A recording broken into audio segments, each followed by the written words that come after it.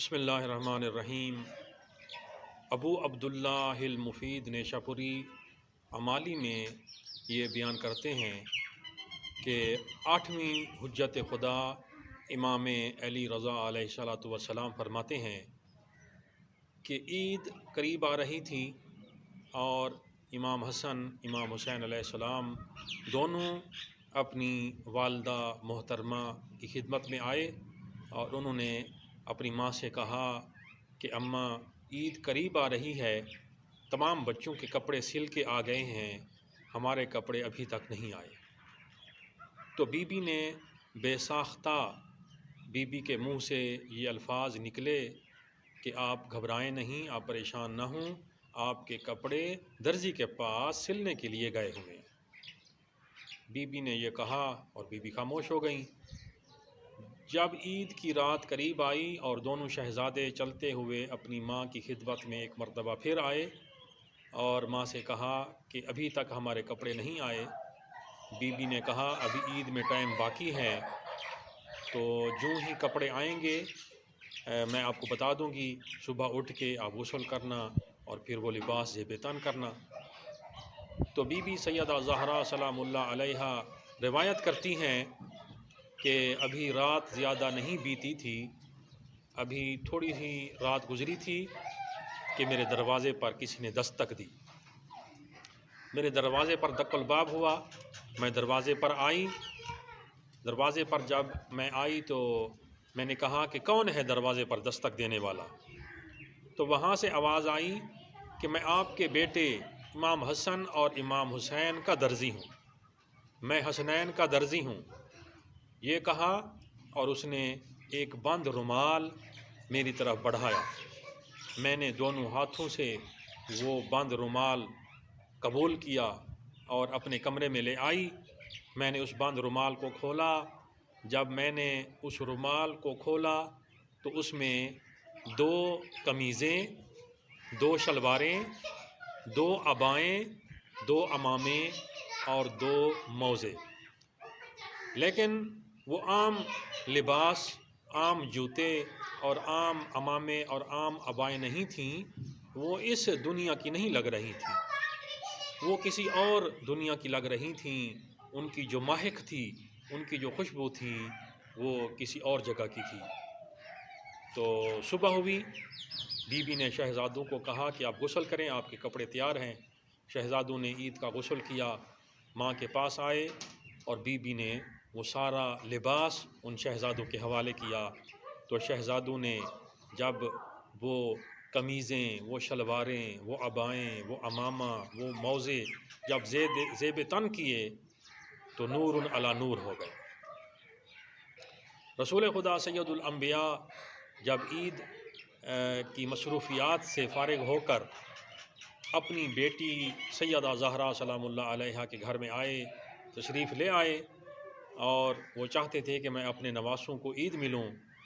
تو جب رسول خدا نے اپنے دونوں نواسوں کو، اپنے دونوں بیٹوں امام حسن اور امام حسین کو دیکھا تو بڑے خوش ہوئے۔ انہوں نے دونوں شہزادوں کو اٹھایا، پیار کیا اور اپنے کندھوں پر بٹھا لیا دونوں کو، اور اپنی بیٹی سے مخاطب ہوئے اور فرمایا کہ بیٹی وہ کون تھا جس نے دروازے پر دستک دی اور اس نے یہ کپڑے آپ کے سپرد کیے؟ تو بی بی نے کہا کہ میرے رسول بابا، میرے نبی بابا، یہ مجھے نہیں معلوم کہ وہ دروازے پر دستک دینے والا کون تھا اور حسنین کے کپڑے اور موزے لے کے آنے والا کون تھا۔ لطف کی بات یہ ہے کہ میں نے کسی کے ذمہ نہیں لگائے تھے، میں نے کسی کو نہیں کہا تھا کہ وہ حسنین کے لیے کپڑے لے آئیں، وہ حسنین کے لیے عمامے لے آئیں، وہ حسنین کے لیے جوتے لے آئیں۔ تو رسول خدا نے اپنی بیٹی سے فرمایا کہ میری پیاری بیٹی، میری عزت والی بیٹی، میری اکلوتی بیٹی، وہ خازن جنت رضوان تھا جو آپ کے پیارے بیٹوں اور میرے پیارے نواسوں کے لیے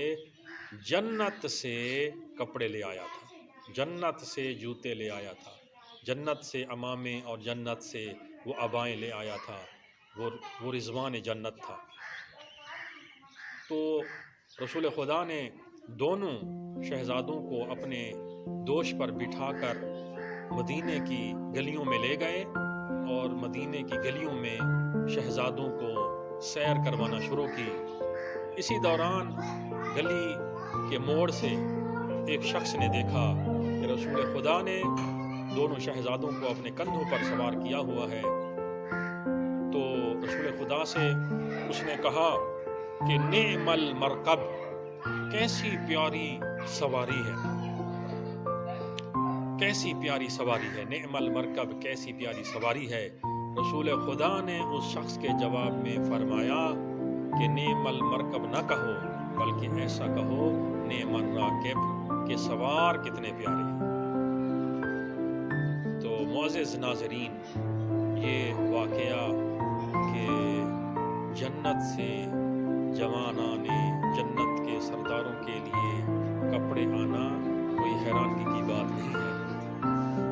کوئی عجیب و غریب بات نہیں ہے، کیونکہ جو جوانان جنت کے سردار ہوں ان کے لیے اگر جنت سے کپڑے آ جاتے ہیں تو اس میں حیران ہونے کی کیا بات ہے، کیونکہ رسول خدا سید الانبیاء، وہ رسول جس نے کبھی اپنی طرف سے کوئی بات نہیں کی، جب بھی کلام کرتے تھے وحی الہی ہوتی تھی، کیونکہ قرآن میں آیت موجود ہے وما ینطق عن الہوی ان ہو الا وحی یوحی، یعنی میرا رسول وہ رسول ہے جب نطق کرتا ہے، جب بات کرتا ہے تو وہ وحی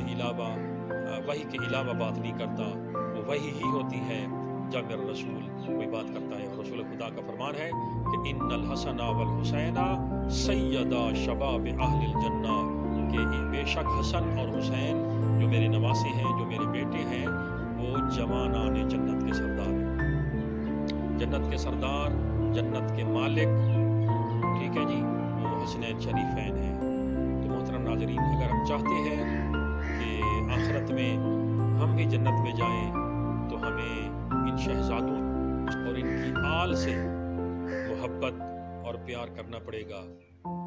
ان کی خوشی پر خوش ہونا ہوگا اور ان کے غم میں غم منانا ہوگا، تب ہی جا کے ہم اجر رسالت کا حق ادا کریں گے، تب ہی جا کے ہم جنت کے مستحق ٹھہریں گے۔ تو میں دعا گو ہوں کہ اللہ تعالی ہمیں سیرت حسنین شریفین اور سیرت محمد و آل محمد پہ چلنے کی توفیق عطا فرمائے، اور ہمیں آخرت میں جنت الفردوس میں جگہ عطا فرمائے۔ اور اس واقعے کا حوالہ مناقب ابن شہر آشوب جلد نمبر 3 صفحہ نمبر 391 پر یہ واقعہ موجود ہے۔